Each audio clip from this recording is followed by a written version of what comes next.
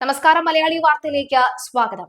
ആലപ്പുഴയിൽ പിതാവിനെ അഭിഭാഷകനായ മകൻ വെട്ടിക്കൊലപ്പെടുത്തിയതിൽ വില്ലനായത് ലഹരിയാണ്. പ്രതി നവജിത്ത് നടരാജ് സ്ഥിരമായി ലഹരി ഉപയോഗിച്ചിരുന്നു എന്നാണ് പുറത്തുവരുന്ന വിവരം. കഴിഞ്ഞ ദിവസം ആദ്യം ഈ വാർത്ത വന്നത് അഭിഭാഷകനായ മകൻ അച്ഛനെ വെട്ടി പരിക്കേൽപ്പിച്ചു എന്നുള്ളതാണ്. അച്ഛനെ വെട്ടിക്കൊന്നു എന്നാണ് പിന്നീട് വന്ന വാർത്ത. അതിദാരുണമായിരുന്നു ഈ സംഭവം. നേരത്തെ മലയാളി വാർത്ത ഇതുമായി ബന്ധപ്പെട്ട ഒരു വാർത്ത പുറത്തുവിട്ടപ്പോൾ അതിന് താഴെ ഒരു കമന്റ് വന്നിരുന്നു, ഇത് നേരിൽ കണ്ട ഞങ്ങളുടെ അവസ്ഥ അതിഭയാനകമാണ് എന്നാണ്. എന്തായാലും ആ അവസ്ഥ കണ്ട ഓരോരുത്തരും പറയുന്നു, ഞങ്ങൾ മരിച്ചാലും ആ ഓർമ്മ ഇപ്പോഴും ഞങ്ങളുടെ കൺമുന്നിൽ ഉണ്ടാകുമെന്ന്. ഒരു യുവ അഭിഭാഷകനാണ് ഇവിടെ ക്രൂരകൃത്യം നടത്തിയത് എന്നതാണ് നാട്ടുകാരിൽ ഞെട്ടലുണ്ടാക്കുന്നത്. അച്ഛന്റെ ദേഹത്ത് 47 തവണയാണ് വെട്ടിയത്. ലഹരിയുടെ ഉന്മാദത്തിലായിരുന്ന നവജിത്ത് നടരാജൻ കുറ്റകൃത്യം നിർവഹിക്കുകയായിരുന്നു. കണ്ടലൂർ തെക്ക് പീടികച്ചിറയിൽ നടരാജനെ അദ്ദേഹത്തിന്റെ മൂത്ത മകൻ നവജിത്ത് നടരാജനാണ് അതിദാരുണമായി വെട്ടിക്കൊലപ്പെടുത്തിയത്. അമ്മ സിന്ധുവിനെ ഗുരുതര പരിക്കുകളോടുകൂടി തിരുവല്ലയിലെ സ്വകാര്യ ആശുപത്രിയിൽ പ്രവേശിച്ചിരിക്കുകയാണ്. ഇവരുടെ മുഖത്തും നെഞ്ചിനുമെല്ലാം വെട്ടേറ്റു. 2 കൈവിരലും അറ്റുപോയി. കൊല്ലപ്പെട്ട നടരാജന്റേത് നല്ല സാമ്പത്തിക ഭദ്രതയുള്ള കുടുംബമാണ്. നേരത്തെ ഇദ്ദേഹം വിദേശത്തായിരുന്നു. പിന്നീട് നാട്ടിലെത്തിയ ശേഷം കരാറുകാരനുമായി മാറുകയായിരുന്നു. ബെൻസ് നടരാജൻ എന്നാണ് ഇദ്ദേഹത്തെ നാട്ടിൽ അറിയപ്പെടുന്നത്. 1995-ൽ ഇയാൾ ബെൻസ് കാറ് സ്വന്തമാക്കിയിരുന്നു. ഇടതുവശത്ത് സ്റ്റിയറിംഗ് ഉള്ള കാറ് വിദേശത്തു നിന്നാണ് ഇറക്കുമതി ചെയ്തത്. ഇപ്പോഴും ഇത് മൂകസാക്ഷിയായി വീടിന്റെ പോർച്ചിലുണ്ട്. 1995-ന്റെ ഓർമ്മയ്ക്കായി KL4E 1995 എന്ന ഫാൻസി നമ്പറാണ് കാറിനായി ആകെ എടുത്തിട്ടുള്ളത്. വീടിനോട് ചേർന്ന് തന്നെ ഇദ്ദേഹം കച്ചവട സ്ഥാപനവും നടത്തുന്നുണ്ട്. ഇതിനോട് ചേർന്ന് തന്നെ സ്വന്തമായി കടമുറികളുമുണ്ട്.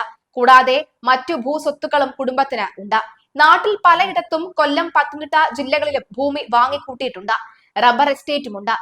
ആദ്യം സ്വകാര്യ ക്ലിനിക്കാണ് ആരംഭിച്ചത്. പിന്നീട് മരാമത്ത് പണികളിലേക്ക് തിരിഞ്ഞു. പഞ്ചായത്ത് വർക്കുകളും PWD കരാറുകളും ചെയ്തു.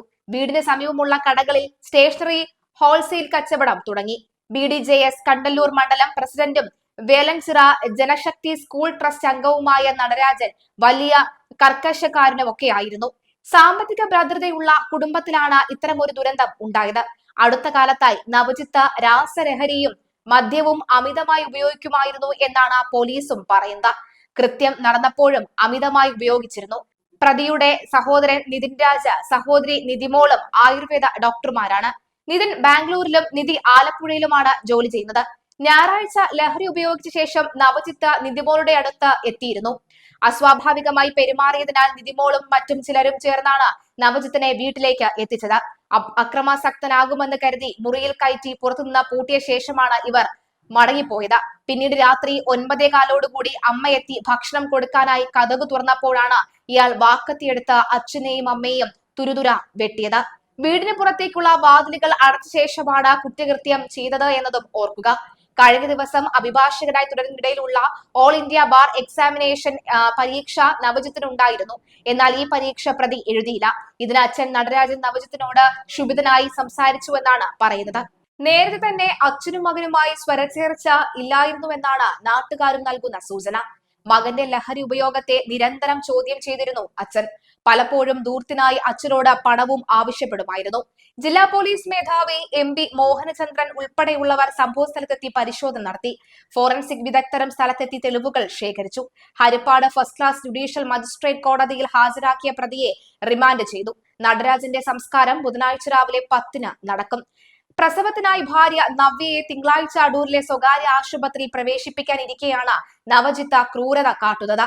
കുടുംബത്തിലേക്ക് പുതിയ ഒരാൾ വരുന്നതിന്റെ സന്തോഷം അങ്ങനെ ദുരിതത്തിനും ദുഃഖത്തിനും വഴിമാറി. 11 മാസം മുൻപാണ് നവജിത്ത് വിവാഹിതനായത്. സഹോദരി ഭർത്താവിന്റെ സഹോദരിയെയാണ് വിവാഹം കഴിച്ചതും.